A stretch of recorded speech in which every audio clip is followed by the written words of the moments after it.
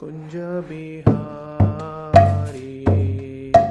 Gopijana Vallabha Girivaradhari Gopijana Vallabha Girivaradhari Gopijana Vallabha Girivaradhari Jaya Gopijana Vallabha Girivaradhari Yashodanandana Vrajajana Ranjana Yashodanandana Vrajajana Ranjana Yashodanandana Vrajajana Ranjana Yashoda Nandana Vrajajana Ranjana Yamuna Tira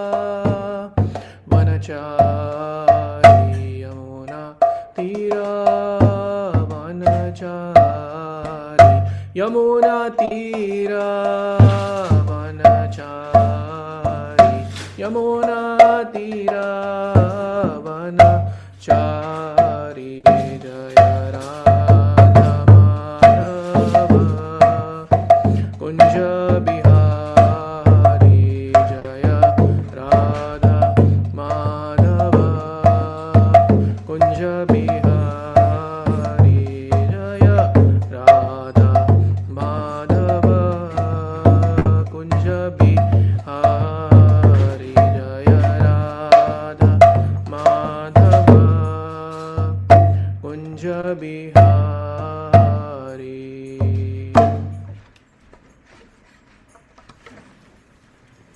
Krishna Prabhu.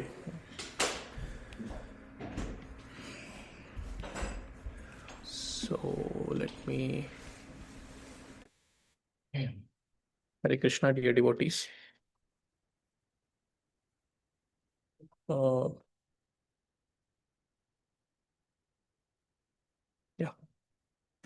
A very good morning to all of you. Yet another day in Krishna's service, the service of Vaishnavas. So today we are going to discuss from the Srimad Bhagavatam, Canto 11, Chapter 1. It's the first chapter, entitled as The Curse Upon the Yadu Dynasty. And we'll be covering texts 18 to 21 today. So I'll start. This is text 18. Kim kritam mandabhagyairnaha kim vadishyanti no janaha iti vivalita gehan adaya mushalam yayuhu. Translation. The young men of the Yadu dynasty said, "Oh, what have we done? We are so unfortunate. What will our family members say to us?" Speaking thus and being very disturbed, they returned to their homes, taking the club with them. Text 19. Tach chopaniya sadasi parimlana mukhashriyah radnya avedayam chakruhu sarvayadava sannidhau. Translation. The Yadu boys, the luster of their faces completely faded, brought the club into the royal assembly, and in the presence excuse me, and in the presence of all the Yadavas, they told King Ugrasen what had happened. Purport by the disciples of His Divine Grace, A.C. Bhaktivedanta Swami Srila Prabhupada Ki Jai. Vishwanath Chakravarti Thakur points out that the word Radnye refers to King Ugrasen and not to Sri Krishna. Because of their shame and fear, the boys did not approach the Supreme Personality of Godhead. Text 20. Shrutva mogham viprashapam दृष्ट्वा च मुशलं नृप Vismita भयसन्त्रस्ता बभूवुर्द्वारकौकसः.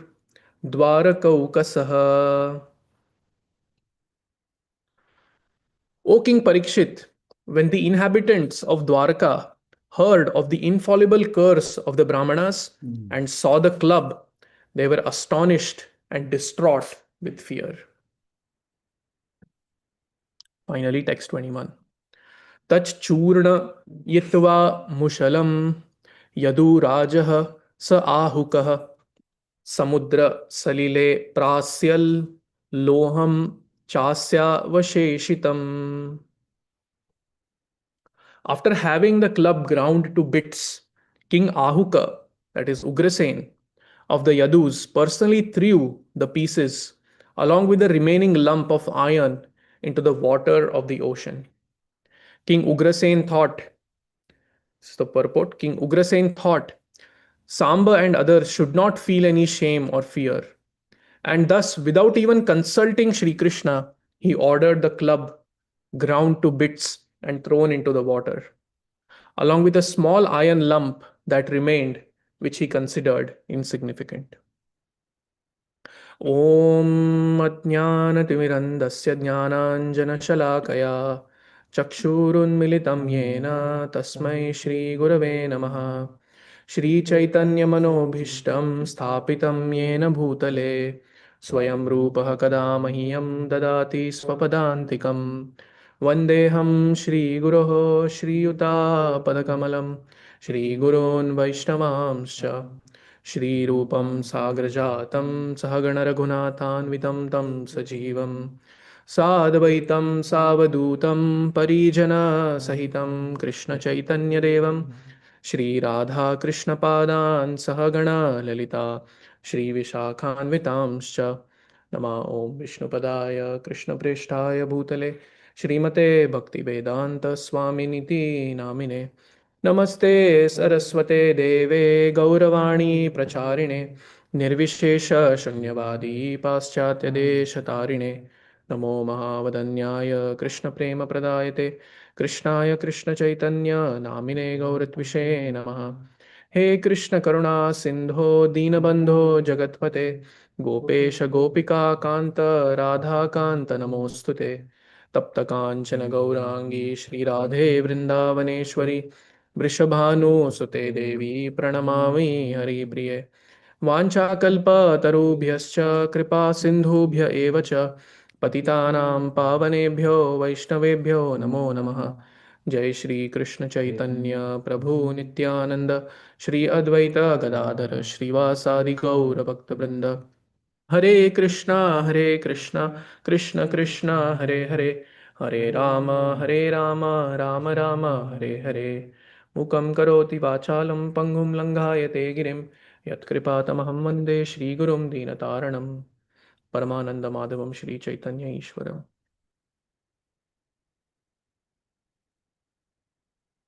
Hare Krishna, dear devotees. So, so I seek blessings from all of you, Adi Purush Prabhu, so that so thank you, so that we can discuss something that is uplifting to all of us, that takes us closer to Krishna, that is in line with the Guru Parampara. So this whole pastime is actually very mysterious and somewhat contradictory also in one sense, because these great sages who are assembled there, um, they are cursing. So as a quick background, so the story goes that these sages are there for a yagya organized by Vasudev, I believe. And then after the yagya, these boys, Yadu boys, they decide to play a prank on these great souls. So they dress Samba. Samba is one of the Yadus. I think he's the son of Krishna or grandson of Krishna. So then they dress up Samba like a lady, pregnant lady, and they go to these sages. And these great sages actually, among them were Narad Muni, Maitreya Muni, all these great sages who are actually the important speakers in the Srimad Bhagavatam. Within the Srimad Bhagavatam, there are dialogues going on between great souls. So they are these devotees. So these devotees are present there. So these boys, Yadu boys, with an intention to play a prank, they go and they ask the sages that, this is a pregnant lady and you are seers of truth. You see everything. So can you please tell us what is the gender of the baby in the womb of this lady? So and of course these sages, they knew that these Yadu boys were just trying to have fun or whatever, disrespect them, and then they cursed these Yadus. So they cursed that, yes, what is there in the, what is there uh, with this so-called lady is a lump of iron, and this lump of iron is going to be the cause of the destruction of the entire Yadu dynasty. Now, mind you, Yadu dynasty includes Krishna as well. So, in one sense, if you look at this, the sages who are great devotees of the Lord are cursing the dynasty and cursing the Lord also within that dynasty to perish. So is this anger even justified, right? And this is not the first story about cursing that we've read in the Bhagavatam. There are so many other stories that come. This is the Kartik month, and we one of the important stories in the Kartik month is the Damodar Leela. And within the Damodar Leela, we know that the two trees, Yamalarjuna trees, they were also cursed. They were cursed by Narad Muni. Kuberatmajau baddha murtyaiva yadvat. Tvaya mochitau bhakti bhajo kritau cha. Right? So they were cursed by Narad Muni because they neglected to respect Narad Muni. So the story, as we all know, is when these two, they were great celestial beings, these two trees. Their names were Nalakuvera and Manigriva. They were sons of Kuvera, the cosmic treasurer. So they were very proud of their position. So they were sporting in the waters with scantily clad women, and they were very intoxicated and enjoying. And then Narad Muni happened to pass by, and then these ladies they were actually conscious. They immediately understood, oh, there is a great soul, Narad Muni. So they took and wore their clothes, and they told Nalakuvera and Manigriva that you can't disrespect such a great soul.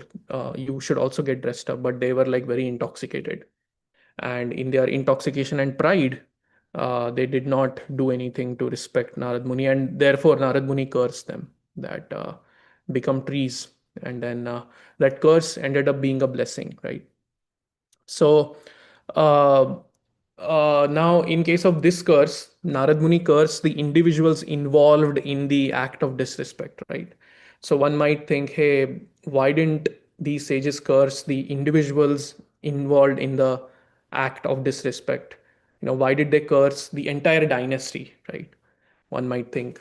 But again, these things defy logic. And one thing about the words of a pure devotee, and this comes in the CC Chaitanya Charitamrit. Yara chitte Krishna prema karaya udaya taravakya kriya mudra vidneha na bhujaya. Even the most learned man cannot understand the words, activities, and symptoms of a person situated in love of Godhead. So these great souls, these great sages who were present there, they were situated in love of God. So we can't wrap our heads around what they do exactly. So, but one thing we can definitely know for sure is the words of a pure devotee, the acts of a pure devotee, and the thoughts of a pure devotee are always aligned to the will of the Lord, to the plan of the Lord. We may not necessarily be able to understand the plan of the Lord with our mundane intelligence. Uh, Forget about the plan of the Lord, even the plans of his pure devotees, we may not be able to really grasp with our minds. But what we can grasp, and what we should grasp, and what we can certainly try to understand is how we can play a part in that plan. How can we play our part in the plan of Krishna? The plan of Krishna, the plan of his devotees is huge. It's beyond our imagination. And how we can play a part in that is something that can be revealed to us if we have the willingness to inquire about it from our spiritual guides, from the Vaishnavas, right? And that desire to play our part in the plan of the Lord will bring us joy and slowly reveal to us the larger plan too, in some cases, right? In the Bhagavad Gita, Krishna says, Nimitta matram bhavasavya sachin. He tells Arjuna that all these warriors, they've already been put to death by me, right? So you just be an instrument in my plan, is what Krishna is saying. So this is a lesson that we can learn from this pastime that is happening. Another theme that comes out in these pastimes is the theme of offenses and offense against Vaishnavas. And this is a very prominent theme of this pastime, of course. And I was reflecting on this, and previously I was few days ago, actually I was studying the pastime of the Kumaras cursing Jay and Vijay as well. And there also this theme of offense comes up, that Jay Vijay committed this offense to the four Kumaras by not letting them into Vaikuntha. And so related to that, right? So there are two attitudes, and this is where we'll try to do a little bit of churning, a little bit of a discussion. So two attitudes that that relate to offenses, right? One is, so there are these two extremes that can happen when we practice spiritual life. One is callousness. Callousness, we don't care, right? Callousness leads to disrespect, neglect, criticism, and so on and so forth. And it is deeply rooted in false ego, in false pride, right? On the other extreme of this is paranoia. Paranoia is it's like it's not very beneficial for us because it might stifle our service. Like, let's say for example, we are doing a particular seva, and out of the fear of offending fellow devotees, we stop putting forth suggestions that we think could make the seva better, for example. Then that's not very good either, because the seva is getting affected because of that paranoia. So constant paranoia about, oh, if I do this, if I do this, this will happen. If I do this, they will get offended and whatnot. That is also not very beneficial. So the fear has to be there. There should be a healthy balance. There should be a healthy awareness that we can't be callous and we can't be disrespectful towards others. We can't neglect, criticize others. But at the same time, the other extreme is also not very healthy for ourselves and for the seva that we are doing, right? So here is what this is what I was trying to we'll discuss here. So um, I'll ask a few questions, and then you all can tell whether that is an offense or not. Okay. And whatever there is, it's not always yes or no. There can be subjectivity there. So we'll try to discuss that subjectivity also. Right. So saying no to service, is that an offense? Yes, anyone. A seva is coming to us and we want to say no to that seva. Is that an offense?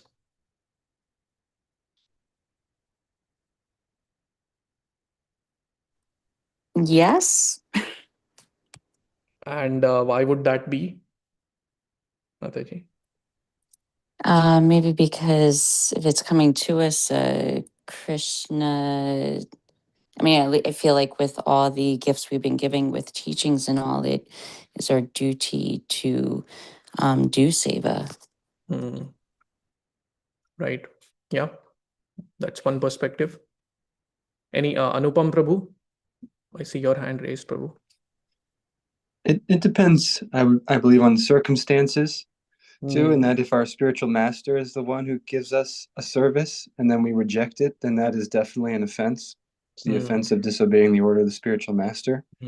But otherwise, there's obviously nuance to it. You know, for example, we may be engaged in other services, and accepting another service could compromise the more essential services.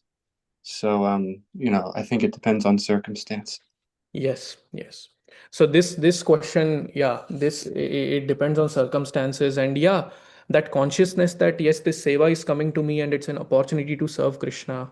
That aspect is definitely there. But even with that gratitude, with that humility, sometimes it may not just be possible to do seva, right? So in that case, yeah, as Anupam Prabhu rightly mentioned, that we may not be able to do, and it may not be an offense necessarily, and it depends on how we express that also. And not just how we express it, but what is our internal reason for not doing it. If our internal reason is a genuine thing, that yes, maybe my more central seva will get compromised, we can politely tell this devotee that Prabhu or Mataji, this is what the situation is, so I may not be able to render this seva. So please forgive me for that, right? So there are ways, and but if the internal reason for not doing a particular seva is that, well, that seva is not that great, I want elite services. That kind of an attitude is not really great. That is offensive mentality. So so what as I'll keep asking you questions, we'll go from gray zones to red zones, is how I think about it, right? One could be sick and be incapable of doing seva. Yes, absolutely. There could be genuine reasons. So it's important to ask ourselves, what is my internal disposition while saying, not just while saying no for a seva, but even while saying yes for a seva. I might be saying yes for a seva out of pride. I might be saying yes for a seva out of an ulterior motivation that this will give me profit, adoration, and distinction in the community, right? That is not healthy either, right? Yes, so thank you. Now the next question. Disagreeing on aspects of spiritual life with fellow devotees, is that offense? Starts getting interesting.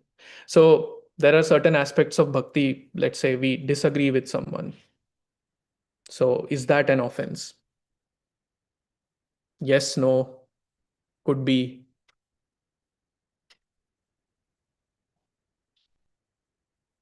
Yes, please. Hare Krishna, we've heard Srila Prabhupada say that there might be a disagreement based on some selfish motive, or it might be a disagreement about how to serve Krishna. I think this would be the best way to serve Krishna. No, I think that would be the best way. So that's a transcendental disagreement. It's not an ordinary clash of false egos. That's in another category, right? Yeah. Thank you, Prabhu. Hare Krishna. Exactly. So yes, as Adipurush Prabhu rightly mentioned, that what is the root of the disagreement? Is it out of pride, or is it like two devotees are sincerely trying to serve and there are different opinions of how to do it, right? That is a transcendental disagreement. And Prabhupada writes, he has written in many letters, and there are quotes where he talks about this. And not just, sadhakas, but even acharyas sometimes may say different things about the same aspect, right? But then as Vaishnavas, I was hearing this class about it. It had to do with like this theme of disagreements came there, and Hari Parshad Prabhu was the speaker. He was mentioning that a Vaishnava is a Saragrahi. So a Vaishnava seeks the essence. Of course, as Vaishnavas, we would never disagree on the central aspects of Krishna consciousness. Like there wouldn't be a disagreement on whether Krishna is the supreme personality of Godhead or not. That's not. But then in the details, there might be some disagreements. But then even then, as devotees, we can try to be Saragrahis. We can try to be essence seekers, and then seek that essence, and then resolve the disagreements in the most amicable ways possible, and then move on in the seva, right? So that is one. I see some things on the chat. Disagree but don't be disagreeable. Yes, Karthik Prabhu, do you want to elaborate on that?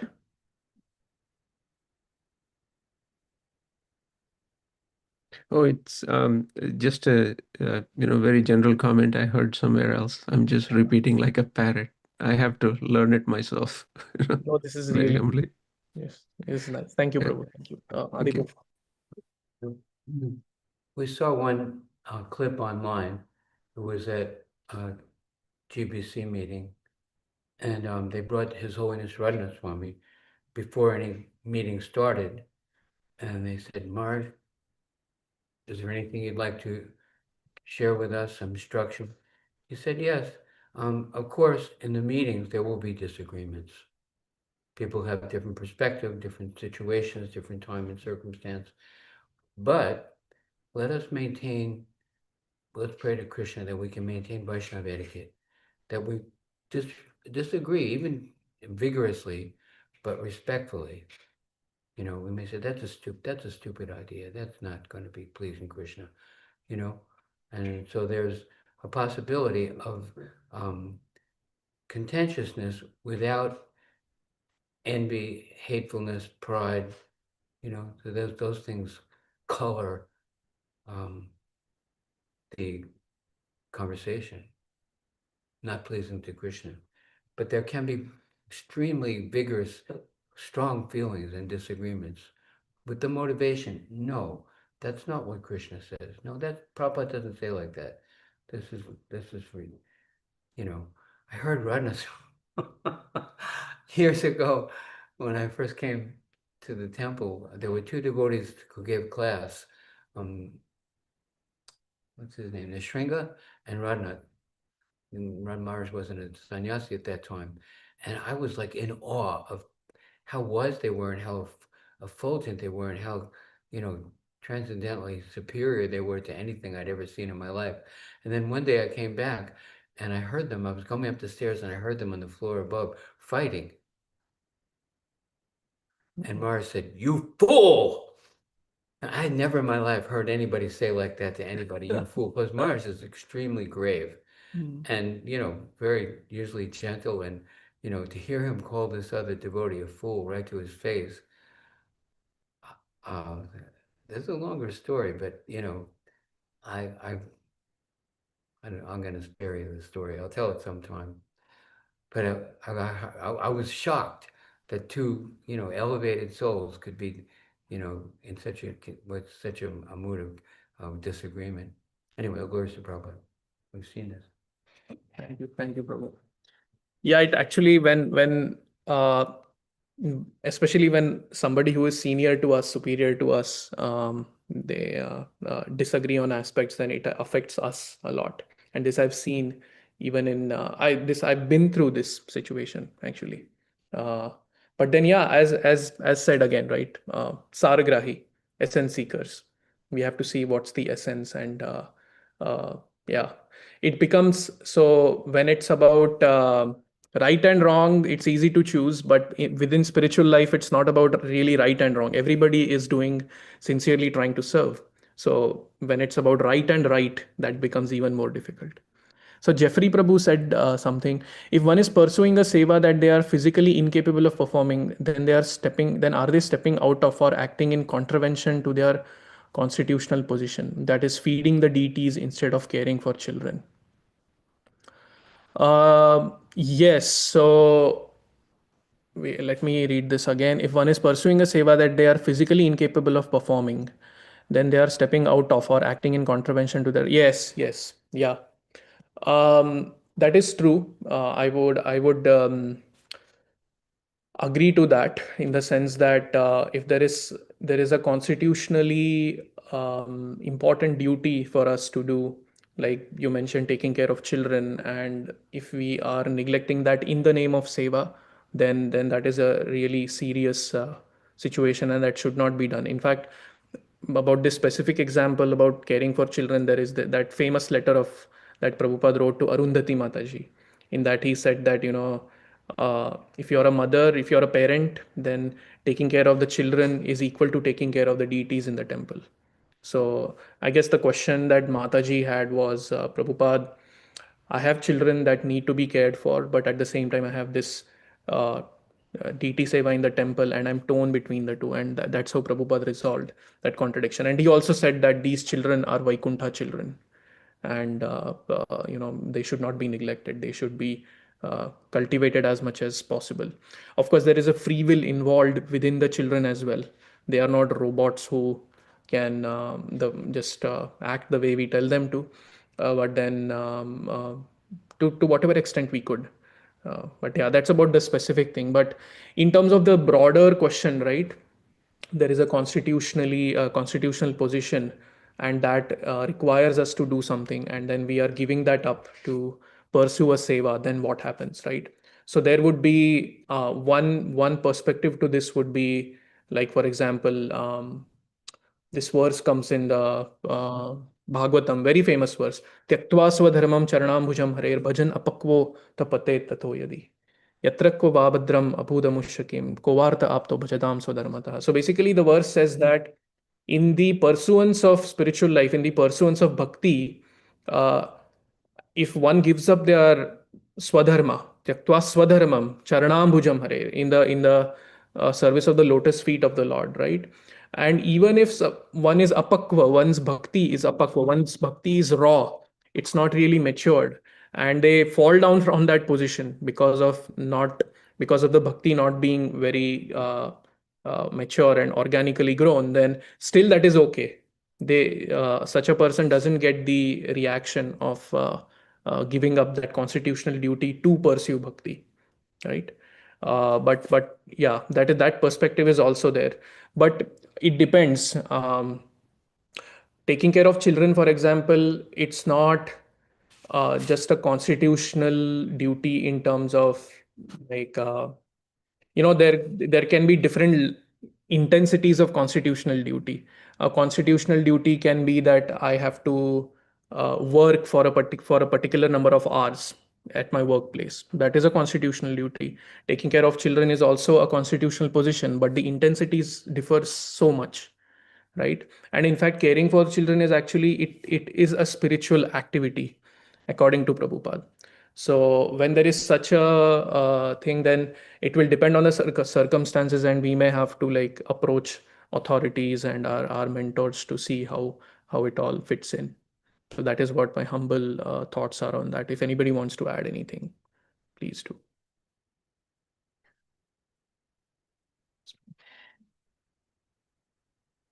Of course, we know Srila Prabhupada explained the Varnashram system.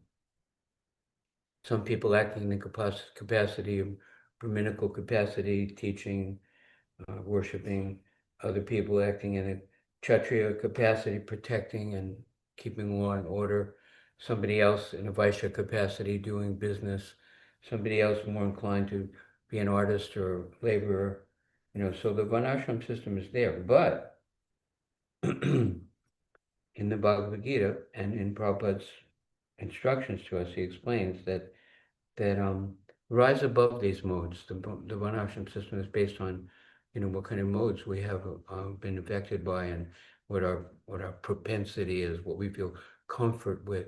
But there's also the Vaishnava position. When Prabhupada came here, he was cooking, he was cleaning pots, he was managing finances, he was even sometimes acting in a protective way. No boots in the temple, take off your boots. He was like, instructing like a Kshatriya, like a management person. So as a Vaishnav, he wasn't the kind of person who would say, I am a Brahmin, I do not do these things. He would do whatever. Like you take water and pour it in a square glass and it's square, in a round glass and it's round. So our Samsadir Hari Toshanam, the perfection of activity is to please Krishna. And sometimes, especially since we're being trained and we're learning something higher than our normal, propensity, we may be asked to do something that we're not familiar with, and it may not be easy for us, but we're saying, Krishna, I'm yours, and Krishna will give us experience where we can learn and grow. He asked Bhaktisiddhanta Maharaj asked Prabhupada to go across the ocean. He asked him to, do something beyond his experience as a student, and it was a stretch. Like in the yoga system, they give you a posture and you stretch, and then there's a point where it's a little bit painful. But we do not think of that as pain. We think, well, this is a wonderful stretching feeling, that I'm extending my mobility beyond what I'm used to.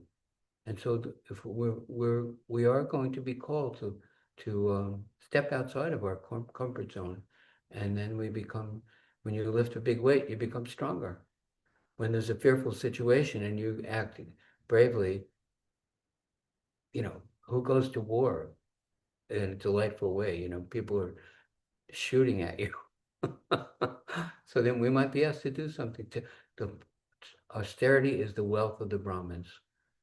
And austerity means pain, difficulty, you know. Mm, No pain, no gain, they say in the weightlifting.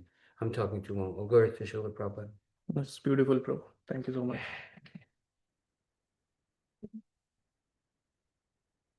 Yeah, that was very nice.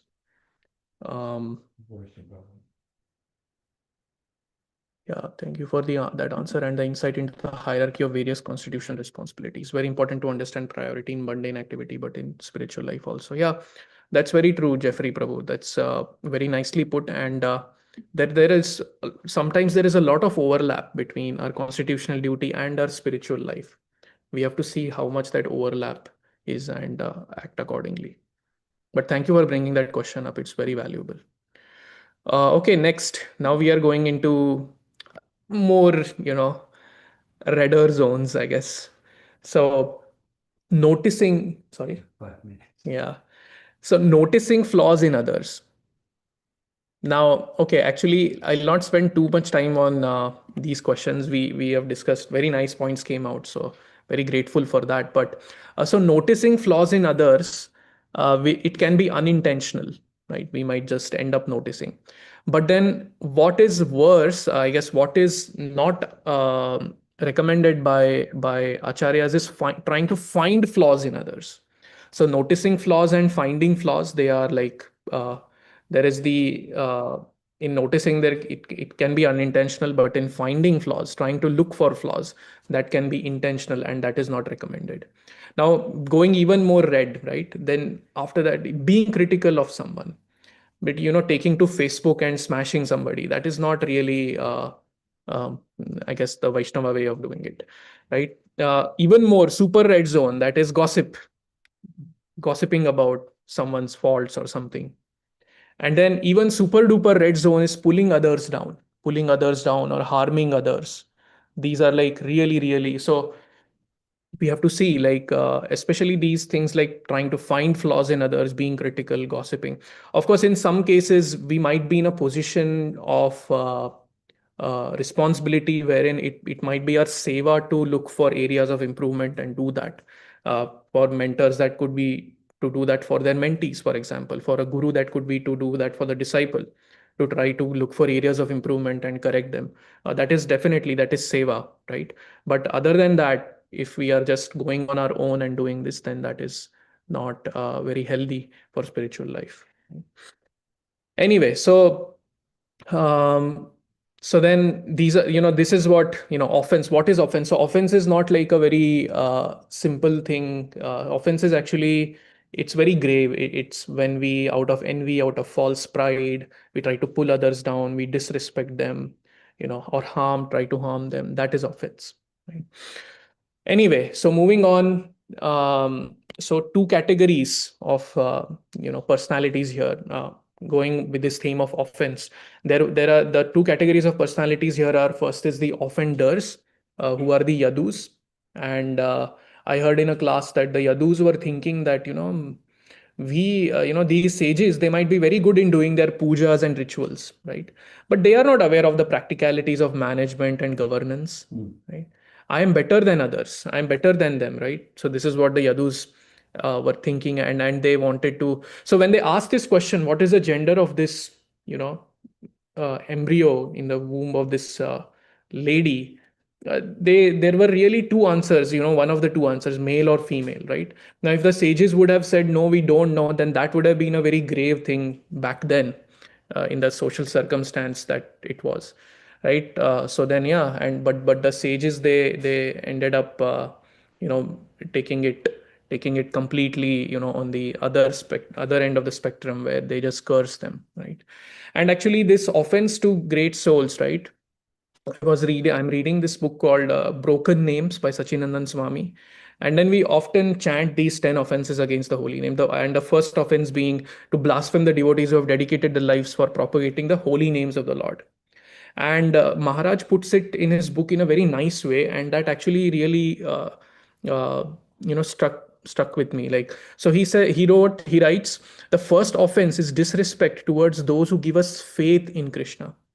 These saintly people create doorways through which we can enter the palace of bhakti. Offending such people shuts the door permanently, or at least for a long time. So this is a very beautiful way of putting, uh, writing about the first offense of against the holy name, right? And faith in bhakti is actually a very important, the most important commodity. Our spiritual life begins with faith. Our spiritual life gets nourished when we serve with faith and devotion. And then that faith itself will take us all the way. That strong faith, that unshakable faith will take us to Krishna. So faith is a very important commodity. So when we look at Vaishnavas in that respect, that this devotee, this Prabhu, this Mata, they are giving me faith in Krishna consciousness, then our perspective changes towards looking at others. Anyway, and the second category of personalities are the offended, who are the great sages that we already discussed, right? And we already discussed that how they are diya vacha mansa, their body, their activities, their mind, and their words, everything is dedicated to Krishna. And just like the pure devotee puts his whole life and soul in following the words of Krishna, Krishna is also always ready and eager to make the words of his pure devotees true. So the verse that describes the appearance of Lord Narsimha, it is Satyam Vidhatum Nijabhritya Bhashitam. So it is said that Lord Narsimha appeared to make Prahlad Maharaj's words true. And of course, also to do justice to the boon given by Lord Brahma. Right. So just one last example here. Prabhupada, very initially, when he used to live near at 26nd Avenue, I think, or this was a little before that.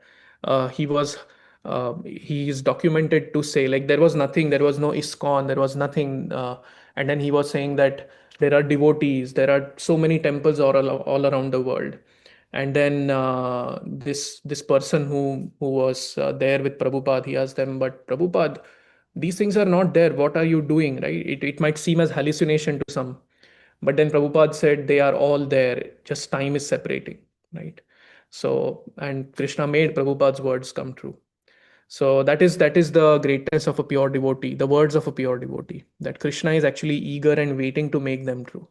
Because again, the words of a pure devotee are for Krishna, and Krishna is there to make the words of pure devotee true. So it's such a nice reciprocation and synthesis. So with that, I'll end, and it's already 8. I think we are ready for darshan, and we will discuss more at the afterglobe.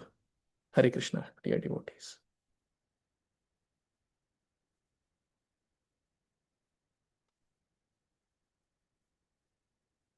Yes, if you look for problems, you will find them. Yes.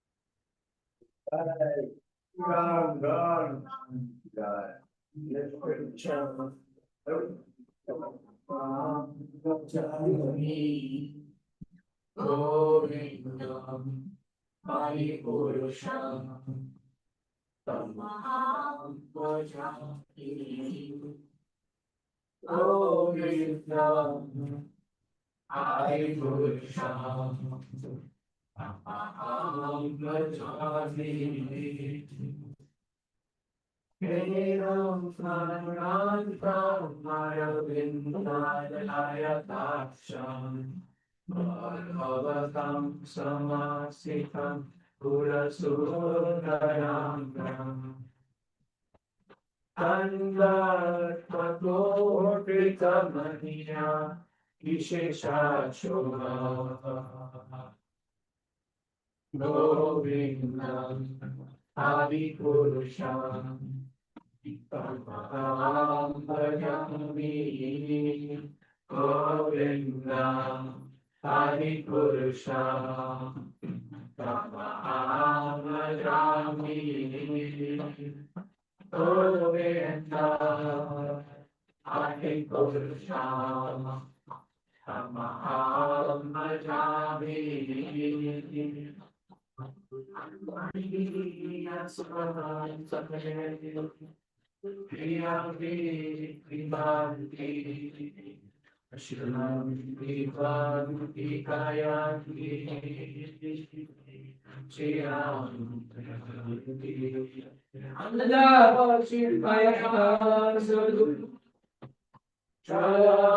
Vigrahasya Govinda Adipurusham Tamaham Bhajami Govinda Adipurusham Tamaham Bhajami Govinda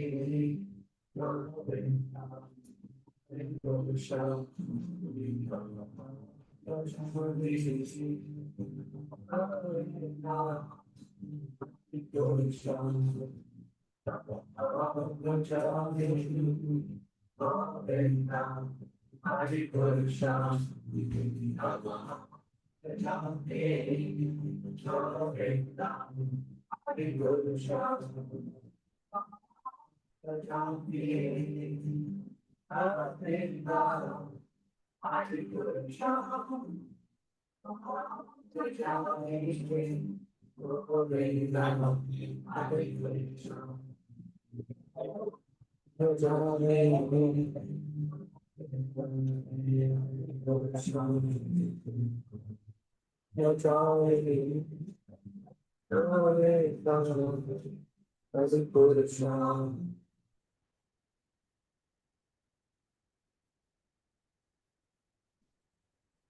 The lotus feet of our Jai. The lotus feet of our spiritual master are the only way by which we can attain the devotional service. And by help of his lotus feet to create all hindrance. By his grace one can cross the ocean of material suffering and obtain the mercy of Krishna. And only with Mr.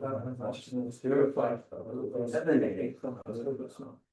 Attachment to his lotus feet is perfection that puts all desires. He opens my dark eyes and fills my heart with knowledge. He is my Lord of birth, death, from his static rain emanates, like ignorance. Relationships sing. Our spiritual master is the ocean of mercy, ready for the poor and Lord. O Master, be merciful on us. Give us the shade of your lotus feet, the Manosphere, all over the three worlds. We take shelter of your lotus feet, Srila Prabhupada, Ki Jai. Jai.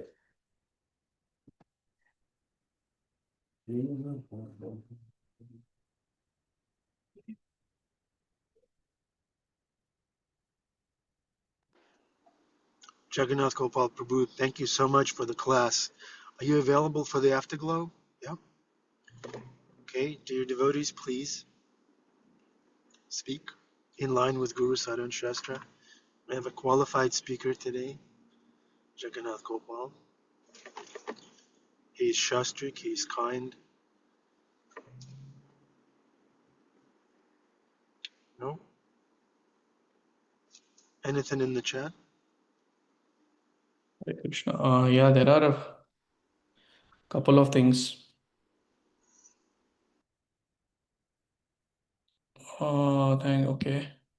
For me, the big hurdle. Okay, this is Nahush Joshi. That's Narottam Nitai, maybe? Narottam Yes, Nitai. Naratamrata. Yeah, Uh, sorry, I have to change my name. Yeah, no, it's just I can say it, bro. Just I for me it's a big thing because coming from India, it baffles me as to um how did just like given like the current state of everything due to what historically has happened in particularly the British Empire in India, and how like in the current state of affairs is whether it's the pharmaceutical industry and and like not to get into politics, but like um just the state of the affairs is it's sort of like, man, if it if the British Empire did not you know uh take away Ayurveda and stop the teaching of Sanskrit and the Vedic educational system in India, things would not be so bad in this world right now. And in one way of thinking, I'm just saying that. But yeah, it just kind of it baffles me that like that's one of my cruxes. Like one of the faults I have is that sometimes I get in a rut where I think about historical the wrongs or difficulties and how that's translated to things today, but I don't have a full solution to them. So like it's just you know. Uh, it just bothers me in my own mind, and then it kind of stops me from kind of moving forward in Krishna consciousness. Personally, is what I wanted to say. thank you for being candid, Prabhu. I mean, one sec. I have to speak.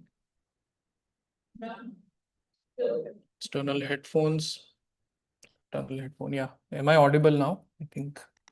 Yes, Prabhu. Yeah. Yeah. It's a very good thought to have, Prabhu. That it shows your soft heart, first of all, that you feel for all the atrocities that were that so many people around the world were made to go through. Not just Indians, so many. The Holocaust happened. So it's just the world history is filled with such atrocious activities that people inflicted on, a group of people inflicted on another group of people, right? So the fact that you feel for them is the fact that you feel that's wrongdoing is definitely goes to show your softness, the softness of your heart. But at the same time, Krishna consciousness in this is often said and often used phrase is that Krishna consciousness is transcendental to everything, right? And but often just simply saying that is not very satisfying. Sure, Krishna consciousness is transcendental, but this it's still the wrongs have happened, right? I guess the way to look at it is whatever atrocious activities any person may be able to perform on anyone, right? What they may take away Sanskrit, they may take away Ayurveda, they may take away the educational systems, universities, etc. But one thing that they cannot take away is the bhakti of the soul that is inherent in everybody, right? And because of that, if you see, despite all these gravely wrong things that have happened in the world, still there is this wave of bhakti that is still intact. The core of the whole thing, right? The core of the whole Indian culture of Sanatan Dharma is devotional service to Krishna. And that is actually intact. That will be intact despite any, external situations. Despite, Kali Yuga may progress, mm, into very difficult time periods. But still, the bhakti is not dependent on these. Of course, on a conditioned level, it will become difficult to practice Krishna consciousness as Kali Yuga progresses, as these wrongdoings happen more and more. But the thing to understand is it can never be stopped. Bhakti is a force that can never be stopped. It is stronger than any other force, any other atrocities that one might intend to perform on anyone. So that is one way to look at it, and gain solace that despite all these attempts to destroy Indian culture, still the core of it is there somewhere. And for a genuine seeker of spiritual life, Krishna will make that way so that they come in touch with devotees, and it will their spiritual life will continue. So these are my humble thoughts, Prabhu. No, thank you. Yeah. Okay. Mathuranath Hari, Prabhu. Haribo. Yeah, Hare thanks Krishna. for those nice comments. So I have two things. One is I read a book by a devotee. I forget what the book was called, but he said it was very fascinating. He said that the way the British, and it was one British general, he was very intelligent in a demoniac way. They figured out how to break down Vedic culture. Well, one of the main ways to break down Vedic culture was to start taking away the forests and the jungles in India.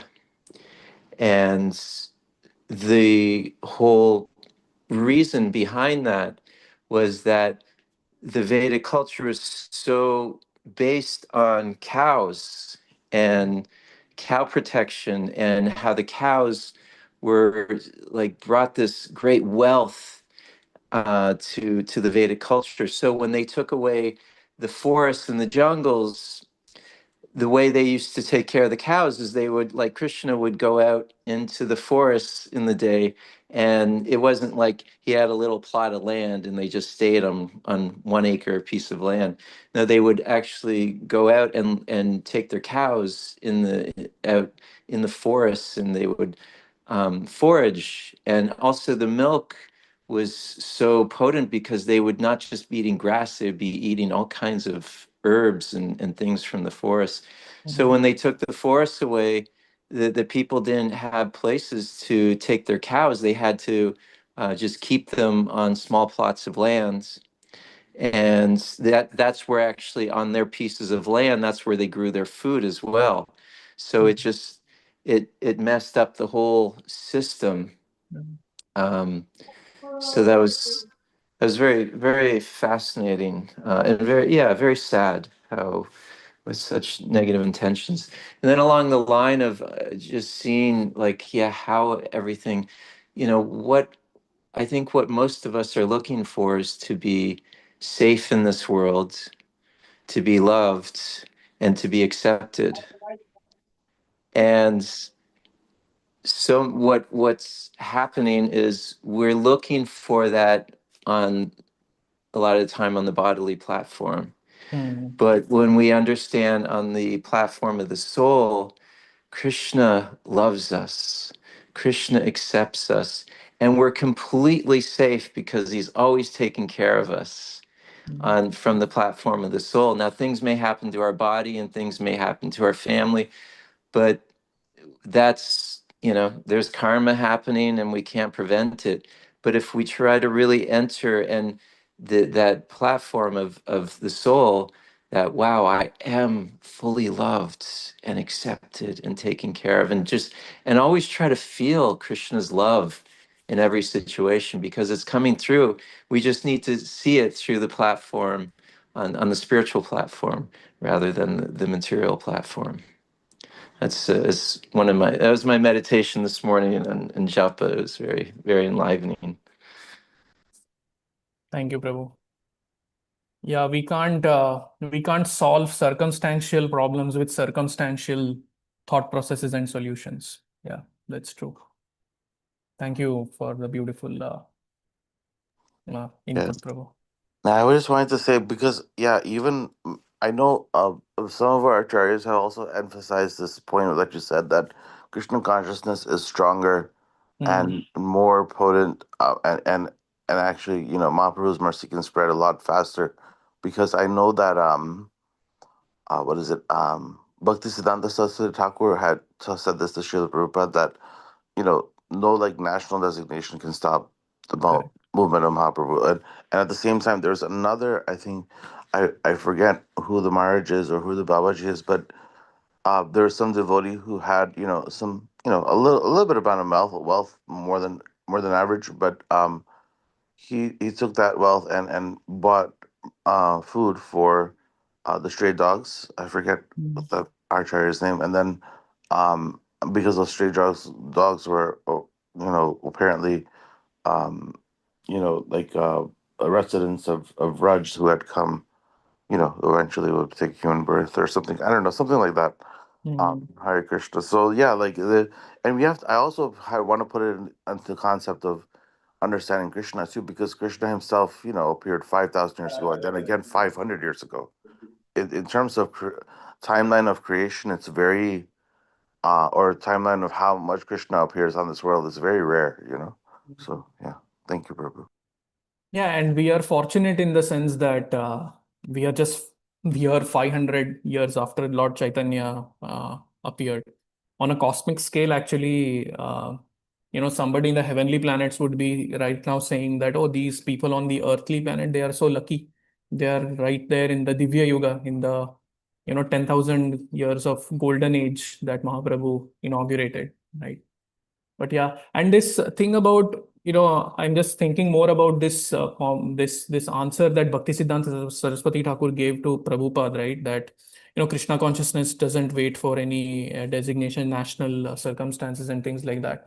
I've often thought about it on a collective level, like on a collective societal level, right? But if we can, I'm just trying to think if how better it would be, how more nourishing it would be if we take that statement not just at a societal level, but even at a personal level.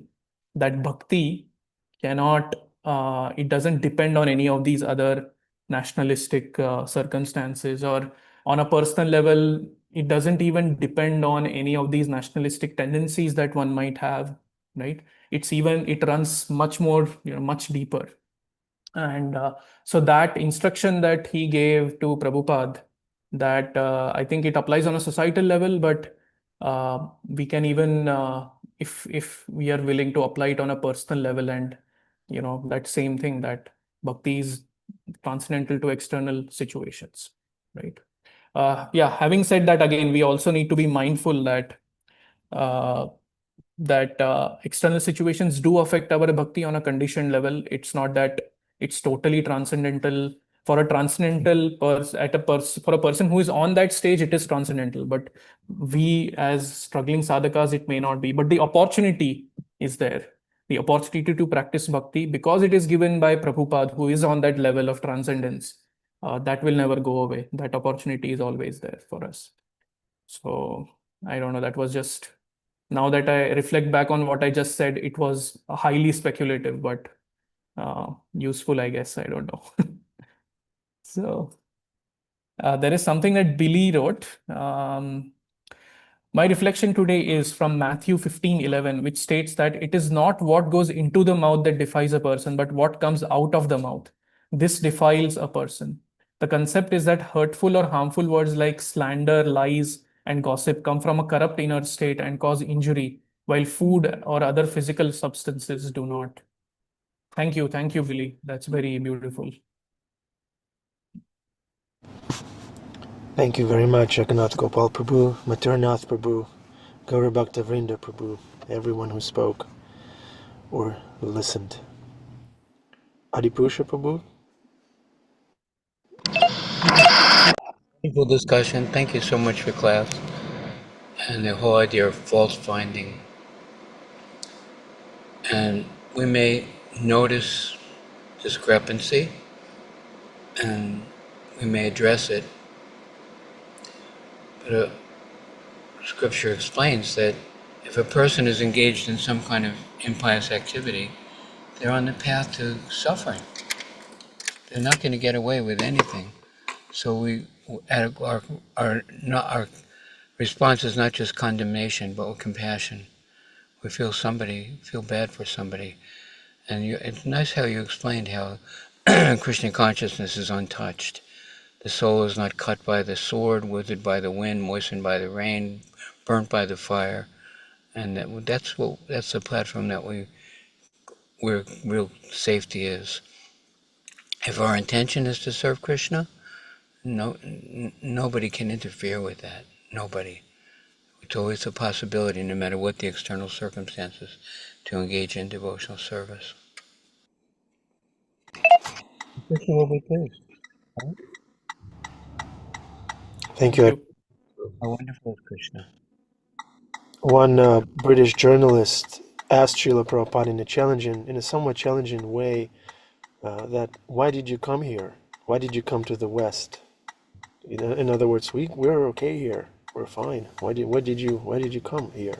And Srila Prabhupada said, you took so many things from India. You took some wealth, you took gold, you took historic artifacts, but you forgot to take one thing, love of God. And this is why I came here. Yeah, exactly what Jagannath Gopal Prabhu said. That bhakti is untouched. Our external circumstances may affect it, but it's untouched underneath the layers. There's a heavy clock ticking. What's that noise from Mathura? From Ananda Vihari? Time to surrender to Krishna. Time to surrender. For me, Adipusha. Okay. All right. So we are going to humbly ask Martine to unmute herself, to get down from that swing and recite the Maha Mantra. Thank you. Hare Krishna, Krishna Krishna, Hare Hare, Hare Rama, Rama Rama, Hare Hare. That was super sweet. Thank you, Martine. Thank you very much, Jagannath Gopal Prabhu. Srila Prabhupada ki jai. Srimad Bhagavatam ki jai. All the Vaishnavas and Vaishnavis and Vaishnavettes on this call and outside too, ki jai